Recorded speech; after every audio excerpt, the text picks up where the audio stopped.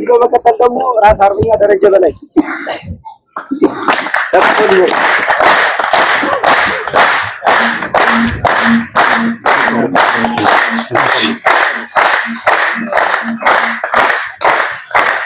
አመሰግናለሁ። እንደምን ዋላችሁ? እንደምን ዋላችሁ? እንኳን ደስ አላችሁ። ሞቅ ያለ ሞራል ስጡ እንጂ እንኳን ደስ አላችሁ። አመሰግናለሁ። ዛሬ ቀኑ ማን ነው? ሐምሌ 5 ሐምሌ 5 በልክ ያድርግ። በድጋሚ እንኳን ደስ አለን፣ እንኳን ደስ አላችሁ። የዛሬን ቀን ልታስተውሱ ይገባል።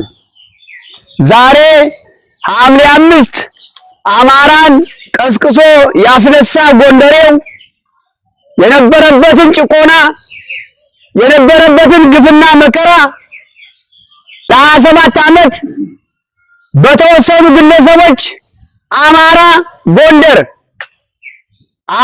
ጎንደር በተለይ በሁለት በሶስት ኮሪደር የታጠረች የተጨቆነች ጎንደር የነበረባትን ጭቆና መከራው ሲበዛ ግፍና በደሉ ሲበዛ ዛሬን ቀን 2008 ሐምሌ 5 ቀን የነበረውን ችግር ከወሩ የነበረውን ብሶት ያፈነዳበትና ጀግንነቱን ያስመሰከረበት ቀን ነው።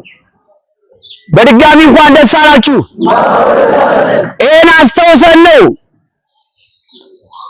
አስተውሰን ነው ሰሞኑን ላደረግነው የአንድነት የጎንደር አንድነት ትብብርና ድካም ልፋት በወንድሞቻችን ደምና ሕይወት አጥንትና ደም ተረማምደን መንግስትም እንዳይሳካ ብዙ ክትትልና ቁጥጥር ብዙ መስዋዕት ከፍሎ ይህን አንድነት ለማስቀረት ባደረገው ርብርብ መንግስትን አሸንፈን ይህን ድል ስንጎናጸፍ ይህን አንድነት ስናመጣ ሐምሌ 5ን አስተውሰን ከ3 ቀን በፊት ልናደርገው የነበረውን የአንድነት ዜና የአንድነት ደስታ የዛሬቱን ቀን ደስታ ከ3 ቀን በፊት ነበር ለህዝባችን ልናሳውቅ የነበር። ነገር ግን ሐምሌ 5ን በማስተዋስ ሐምሌ 5 ቀን ነው አንድነታችን ለህዝባችን ደስታችን የምናበስር ብለን ዛሬን መድረክ የፈጠርነው በዚህ ምክንያት ነውና በድጋሚ ለሀገር ውስጥም ለሀገር ውጭም ላለ ወገናችን አንድነቱ ባለመምጣቱ እርስ በርሱ የነበረውን የግድያና የጥላቻ ሴራ